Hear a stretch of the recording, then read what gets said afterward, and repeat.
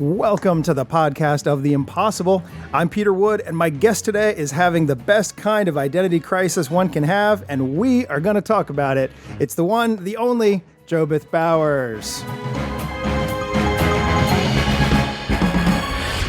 All right, there we go. Hello, welcome. Thanks for coming today. Hey, thanks for having me. I feel like I've been the one listener that you've been talking about because I am, as of right now, up to date on everything that you've released and love what you're doing here so far. So, Thank happy you. to be a part of it. Yeah, no, it's, I enjoy when I'm listening to a podcast, and they are talking about it. If it feels like they're talking to me, like I'm hanging out at the table, right? So that was sort of the intent, but at the same time, yeah, I've had enough folks joking about like, oh, cool, so you have one listener, but that's okay. That's that's part of the illusion, right? A lot of times with these things, when you are first getting started, you actually just have one listener. Sure. Yeah. No, that's what was I don't know if you saw the latest Ghostbusters movie, but that's spoiler alert. There's a guy in there who does a podcast, and he only has one listener, and it turns out to be one of the Ghostbusters. Yes, that's right. Yeah. So it's but that kid's got a good podcast, so we'll see what we can do here. So I'm super excited that you had time to pop on here, and I sort of alluded to it at the beginning, but I kind of maybe we circle back around to that because I am curious about your magic sort of origin story. Like when you and I met, was that the beginning of your magic, or was that sort of like the Renaissance? Like, did you have it as an interest as a kid, and then sort of circling back around to it later in life? So I don't have the same origin story that most people have where they start with getting a magic kit when they were a kid. I never had any of that kind of stuff. I would say that I had a peripheral interest generally, Mm-hmm. but never really had knowledge, awareness, anybody pushing me to find the things that I needed to find. So it was literally an outsider curiosity. Okay. I may have had, let me choose my words carefully here. I may have acquired some novelty playing card items Okay. that allowed me to do some things that I never really put into play. Mm-hmm. And then, life happened. I went to college, went to school. Again, always had interest in things. Like one of my favorite things that I wish that they would bring back in some form was the show that Penn and Teller did, I think in the 90s or early 2000s on the Sci-Fi Channel called Wizard Wars. Oh yeah. It only got one season, and it's funny for where I am now and what I've kind of caught up to speed in the past handful of years, knowing not only what I know, but knowing now who I know, to go back and rewatch that and be like, oh, it's Gregory Wilson. Oh, it's, Right. hey, there's Murray Salchuk or whoever else is in there of people that were just, to me as a pure layperson at the time, Mm-hmm. to watch it and just purely be entertained, to that now go back and see it through a completely different set of eyes. Right. So I would say that really I have been learning magic for about 5 years, going on 6 years now. No, 5 plus. In 2017, my now wife and I went to Las Vegas to get married. Okay. And with virtually no plan other than we know this is a place that we can just go get married. All Like right. we had been engaged almost, and we had been engaged for almost a year. We knew we were getting married, but we were like, you know what? We don't want a big wedding. We don't want to plan the big thing. Just go out there and figure it out, which we did. This is not a relationship or wedding podcast, so I won't go into the details. But I mean, it could be, on that trip, maybe down the line. Yeah, sure. When content gets really dry or something, we'll come Right. back and talk about my that part of the origin story. That'd be But, great. we saw Penn and Teller, probably a couple of other shows, but I can't really remember. Mhm. And I ended up just strolling into one of the, the hokey retail, now extinct Houdini's magic shop, and bought a couple of the effects that they love to just throw at you. Sure. Oh, okay, here's a tourist rolling in. Let's sell them this bag that has all of these, this never-ending supply of flower boxes in it. So I have Right. that. Okay. Scotch and soda, I have that. For the record, both in interest, desire for one of those effects overall, just didn't feel like putting in the work to do this effect. I don't do them at all. And then they also don't fit who I now am on stage, Right. Right. really walking around. So Yeah. I'll keep them because they're kind of mementos of what got me started. Sure. Um, each subsequent time I went back to Vegas, I would pop in there until obviously the pandemic killed Houdini's magic shop. So that no longer exists. It Right. might be an online thing, but Yeah. it's not a big player.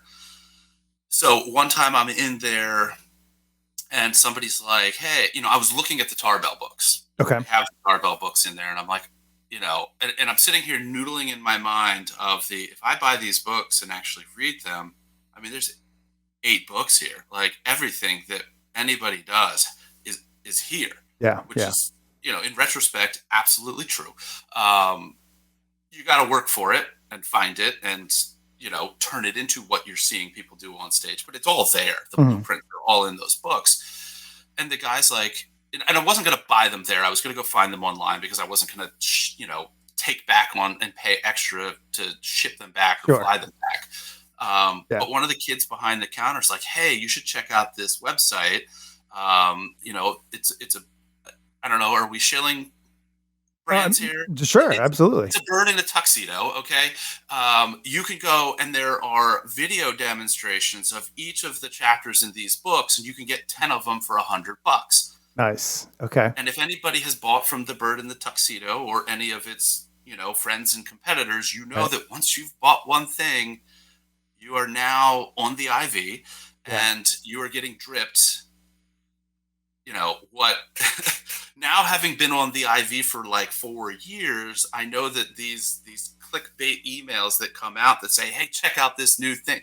You've been selling this shit and sending this on your rotation. Like, Yeah. you Yeah. know, every 18 months they're going to recycle not only what they're pushing but the email that they pushed it last time, Right. Right. which is great. So I went through that phase of buying absolutely everything that I was interested in, Okay. A, to learn it, B, to put it in the drawer. And at that point in time, anything that I was doing, I wasn't doing paid gigs. I was not looking to do paid gigs. I was just having fun with it, Mhm. both from the solving puzzles perspective and then from the, hey, let me go do some of this stuff for people.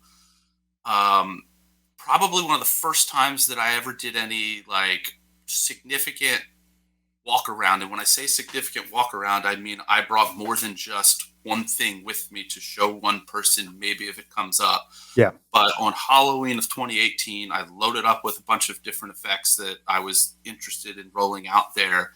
And it was a really fun, especially because I was thinking about this morning, but anticipating kind of what we'd talk about here. And I was like, for somebody who didn't know anything, I figured out a lot just in that night because Right. being so new, I had not been introduced to concepts like the card to wallet plot. But being there with somebody that I knew who went to the bathroom and left their wallet sitting on the bar counter, I was like, you know what? This is a great opportunity to use this where I have more than one of the same card. I'm going to tuck one of them in here, force the card on them, Uh-huh. and then where's the card? Hey, why don't you check your wallet? Your wallet that's been sitting over there. And this Right. stuff killed. And Yeah. it was Yeah. like, and again, looking back on it now, I'm like, you were so inventive and smart and dumb all at the same time. Sure. I mean, So yeah. That makes because you're so new that you feel like you're inventing stuff, but you're actually just making discoveries that a lot of people have made, right? right. Like, And I knew that I wasn't inventing anything. sure, I was yeah, not setting out to invent anything. right. But the ability to kind of, some people I'm just going to skip over descriptions of some people and just say you often find people who are literally just reading the script that somebody else wrote Right. and comparing that to, let's say, if anybody out here, and I would imagine that a lot of your audiences are Fool Us watchers, Mhm. have watched Donnie Day Ortiz on this most recent um, or this most recent season of Fool Us, who's literally just jazzing it. Yeah. Yeah. And I've talked to Matt Donnelly about that performance, and he had never actually sent in an audition tape. He was there consulting for somebody else, and the producers were like, "Bro, let's go." Yeah. Yeah. Yeah. And he's like, "Well, I don't rehearse," so he didn't rehearse. He just sat down at that table, and what you saw in the like 8-10 minutes was about half of what he did, was Right. just Yeah. going with it and then into the trick. So, I pride myself in general in being able to just kind of go with it Mhm. and just be in the moment and everything like that. And as that ability catches up with my knowledge, my what I'm performing is less and less. The scripted stuff is falling away Okay. and turning more into not my creations, because again, I'm not inventing anything new, but the routines that I'm doing are becoming more and more mine, and with my personality and with my twists and my turns on them. Right. um it is, and really I have been stage performing for just a little over a year. Right. um Right. Pre-pandemic, I had this idea that I would link up with this community theater, and I approached the guy that owns it and said, "Hey, you should think about booking magicians here, maybe on a once a month basis," because they were doing plays and musicals, and they would have an occasional comedy night or what have you. And I'm like, this would be great to put in the mix. And the response that I got from the guy was, "You should be booking the magicians here once a month." And I said, "Okay." Awesome. So that was the birth of Elkton Magic. Yeah. Some of Yeah. the listeners may have heard of it, probably have. If they follow your, public shows, they at least know that it exists. Sure. Yeah. Yeah. Absolutely. Um, because you were, I think, our third. Yeah. I don't third or fourth, but yeah. Yeah. Yeah. So we had lined up somebody, and then the world fell apart. So everything was on hiatus. So we never had that first show that we were supposed to have, which would have been in 2020. Right. Okay. And that story matches so many places because unlike my origin story that seems to match almost nobody's, or at least have no parallels or similarities, Right. that does. Yeah. Yeah. So as things started getting themselves back together, summer-ish of 2021, I reached back out to him and I said, "Hey, Lee, I see that you've got such and such scheduled. Is it time for me to start reaching out to people and booking magic?" Right. That was around the same time that I had started listening to a couple of podcasts. The first time that I ever actually thought about performing on stage and maybe putting together a routine was after listening to the Successful Mentalist podcast. Okay. And I had kind of in the back of my mind had a stage name that I was like, you know what, there's a good theme to follow here. And then I was like, you know what, Penn Jillette has a podcast. So I started listening to Penn's podcast Right. and connected with Matt Donnelly through that. And that kind of was like right before getting the green light to start booking acts at the showcase on Main and Elkton, uh, and Elkton Magic. So I had tagged him in a post on Twitter, knowing that his origins were from the East Coast, Right. and really only a couple of hours from here. And I was just like, and I wasn't trying to book him. I was just like, "Matt, do you know anybody in this area that might be interested in starting us off?" To which he responded, "I do, and that person might be me." Right. So we had a conversation. In that conversation, obviously, as our first performer, to ruin the end of the story, it went well. Yeah. So in that conversation, he's like, "Hey, do you want to open for me?" My stage time at the time that he asked me, that was, I could do the math here real quick, 0. Okay. Um, Good. Yeah. but of course, I'm going to say yes, and I find that the best way to be successful, and this has been a common theme throughout any of the performances that I've done is when you have an opportunity, just say yes Hmm. and then figure out how you're going to get there between now and when you need to do it. Yeah. And I love working under that kind of pressure. Not that there was a ton of pressure, because by that point in time, I had learned a bunch of stuff that I could easily adapt for stage. Right. Most of it, again, was at that point in time pure out of the box ish. I mean, still, I'm my personality is such that I'm not going to do it out of the box, and I love being kind of in the moment and riding with whatever like, if somebody does something weird in an audience, you've seen two types of performers. If you've seen enough stage stuff, where it's either going to be ignored and they want to keep the fourth wall up, or they're Okay. going to just reach out, grab it, and go with it. I'm the second one, Sure. all day, every day. Um, Well, and and to clarify, I just want to make sure, you, even when you were doing up close stuff, it was always in sort of like a hanging out in a bar, hanging out with friends. Like we're even when Matt asked you about the opening, you hadn't done any like walk around, like paid walk around at a party or anything, had you? It was that's correct. Yeah, okay. it's all Okay. been just quasi impromptu. Like, hey, these are the 4 or 5 things that I'm gonna play around with tonight if I get to them, and Yeah. then just go out to the the whole thing back in the Halloween of 2018 was my wife being like, "You're gonna dress up as a magician, and I'm gonna dress up as a bunny rabbit in a Oh, tuxedo, nice. Okay. and you're Cool. gonna do some tricks while we're out there." And I said, "Okay." Again, it was one of those say yes and figure it out before we get there moments. Yeah. Sure. Um, so in that whole thing, like the stage name that I was thinking that I was going to go with was the Fake Psychic at the time. Okay. And in talking to Matt, either in that first conversation or a subsequent one, he's like, starts asking me questions about really who is the character, the whole, like, what is the special power, what is the drive, what is the, whatever. Hmm. And he's like, why don't you, like, he gave me the first name of the Almost Psychic. Okay. It's like, you should go with this instead of that, because of really the feel. He dug into like who I thought that I was going to be on stage, Sure. Sure. and he's like, "You're this, not that." And I said, "I love that. Let's go." Right. And so that was the origin, really the birth, so to speak, of the Almost Psychic. Okay. I spent the better part of that past year. So the first time I was on stage was actually secretly a week before. I did a one piece routine stage on at a gala that I did walk around for, that I just volunteered for. So even Okay. formal events like that, I wasn't getting paid for it, because Sure.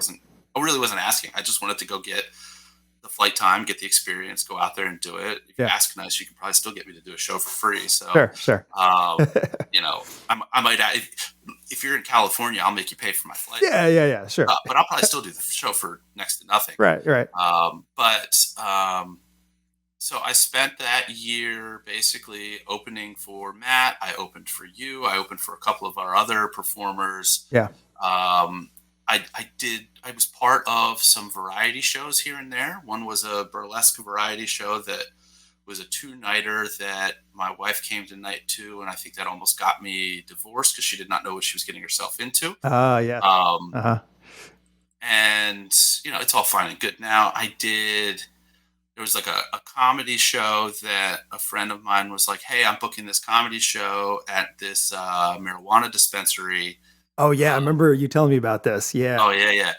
Do you want to do a spot in it?" I said, "Sure," because again, not only that say yes and figure it out mentality, but kind of having caught the bug, I wanted to be on stage whenever I could, Sure. trying out new materials. Probably the two biggest issues with that show, three biggest issues with that show, were the setting, because everybody was smoking something that I didn't particularly partake in. Sure. I was there early, and by the time I got on stage, I was about as warped as they were. Secondhand smoke is a real thing, right? It So is a yeah. real Yeah. thing. It was that night for Yeah. sure. Yeah. Yeah. Secondly, the setup of kind of the stage, the I did a show for like the first 2 rows, and everybody else between their medical status, as I'll say, between now and July 1st of Sure. Maryland, between their medical status and just the way that the room was set up and the way that the sound moved. I was doing a show for like the first 3 rows, Right. but I was also in that phase where I felt like as long as I'm in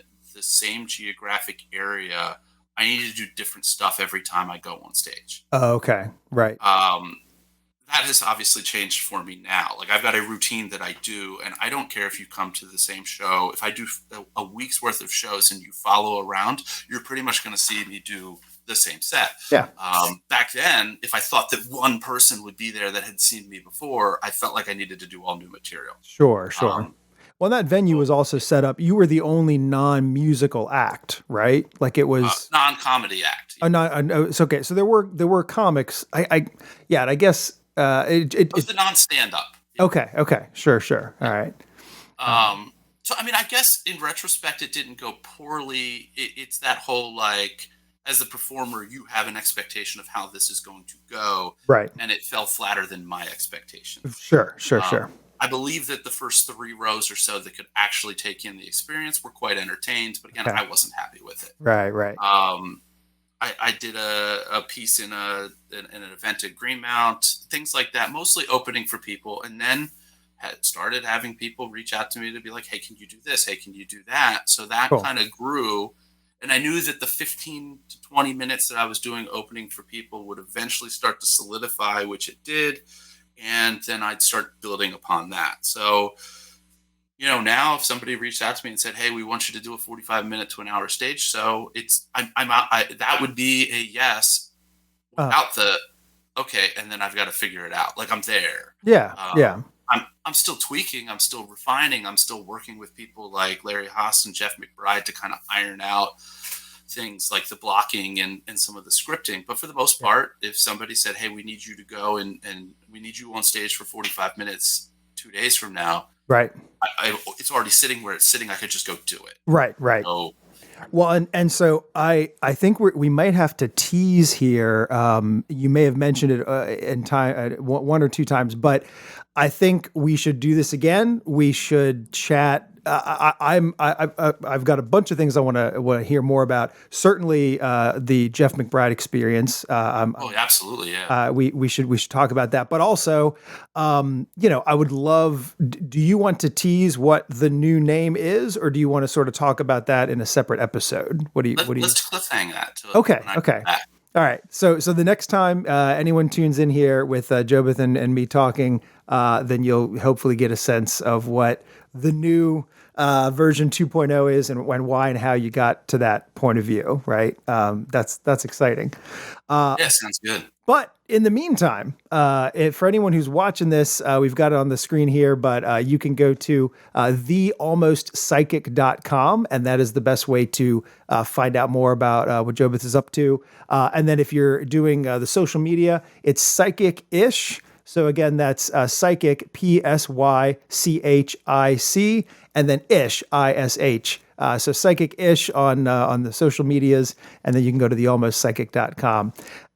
Thanks for hanging out here with me. We'll definitely do it again, but that is going to do it for this episode of the podcast of The Impossible. For my public shows and social media and special projects and more, you can head on over to oftheimpossible.com. I'm Peter Wood. Thanks.